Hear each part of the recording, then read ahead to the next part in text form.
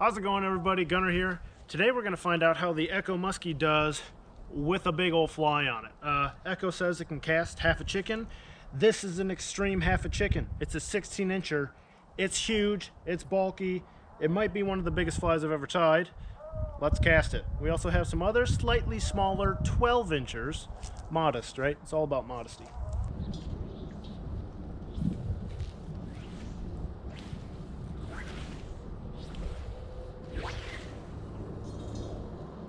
Oh, almost a line, almost a full fly line with the 16-incher on there. Now we're getting somewhere.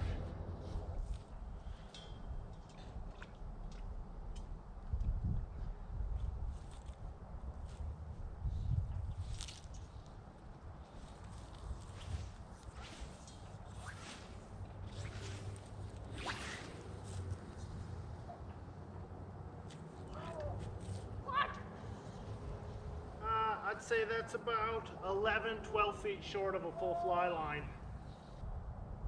Is 16 inches big enough for you?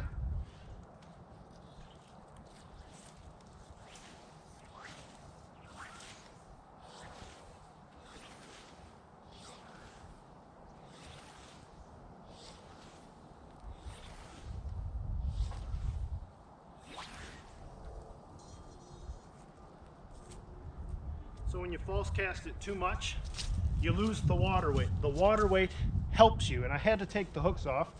It's a 2-shank fly that's meant for dropper hooks. I had to take the hooks off. The weight of the hooks help you. So this is worst case Ontario. It's weightless. I have nothing but air resistance. I have to capture that water weight to get it to go as far as I can. The more I false cast, the more it dries out, the more it's only drag. It's only drag. If I want it to fly with the fly line even a little bit, you got to minimize false casting and cast the water weight using it to your advantage. The wind is coming and going, but we also have, you know, like a 5-mile-an-hour headwind. So we're even casting into the wind this 16-incher so that I can get a backhand presentation. Now it's like 10. So it's variable into the wind with the biggest fly in my box.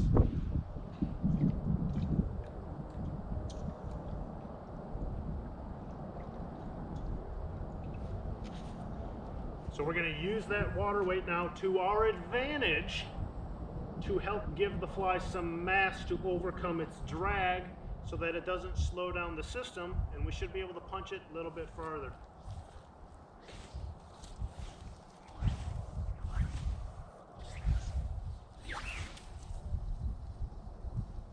That was a full fly line cast. Yes, it kind of trickled out and petered at the end, but that was a full fly line with a 16-inch fly. This Echo Musky, dude, the 8.8, that's sweet. Yeah, and you could, this is not tiring. It's not tiring. It's so short, right? Because with the extension, this is really like an 8-foot 3-inch lever. Really nice taper to it. Perfect stiffness to the tip. Very low swing weight, as in the resistance that you feel in your wrist and your grip strength, and it's the weight that tires you out. The swing weight is what tires you out. Being able to pin that flat butt against my arm so I can get a lot of leverage on it.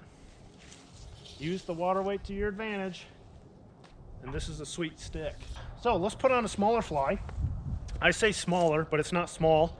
It only runs, you know, 12 inches on the tape. You know, 4 big old hackles, a bunch of hollows. I can't get the hook off it, so this one just has a big old piece of foam to protect the hook so I can cast it in the grass. So let's see how far I can cast an average size musky fly. So just a size comparison, you can see how monstrous. You can see how monstrous this fly is. Absolutely huge. It's the biggest fly in my box, and I could cast it nearly a full fly line. It just is. And that's in its weightless state. When you put hooks on it, it casts even better. So this one, we do have the advantage of the hook, which will be nice. It does run a little bit on the wind resistant side. I made the head on this one really bulky.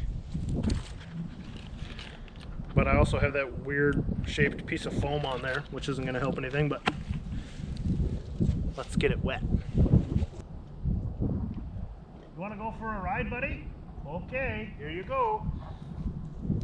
Oh, I'm gonna have a tangled mess. Yep, that's okay. Let's see if we can even get our line up. Where's the fly? I do not know. I do not know. You couldn't feel it.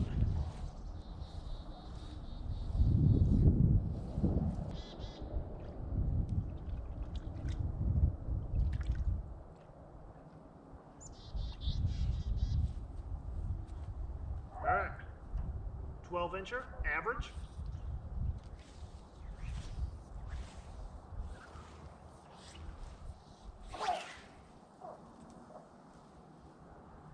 Honestly, I can catch them about the same length.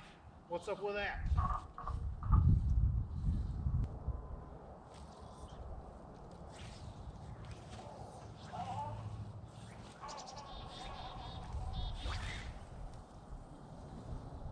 Oh, so close, it trickled. We got a trickling fly line cast. I think this is more of a testament to bucktail flies and hollow tying, and how when they get wet, they shrink up to very low wind resistance. The more you cast them, the more they dry out, the bigger they get. So because these are both bucktail flies, they're both drying out kind of at the same rate. You see me, I pick it up, one lob, slip the head out, so I'm getting like 3 false casts. Maybe you could do it more efficiently, but because I'm going for distance, I really want to make sure I get the head outside the rod before I let her rip. So bucktail.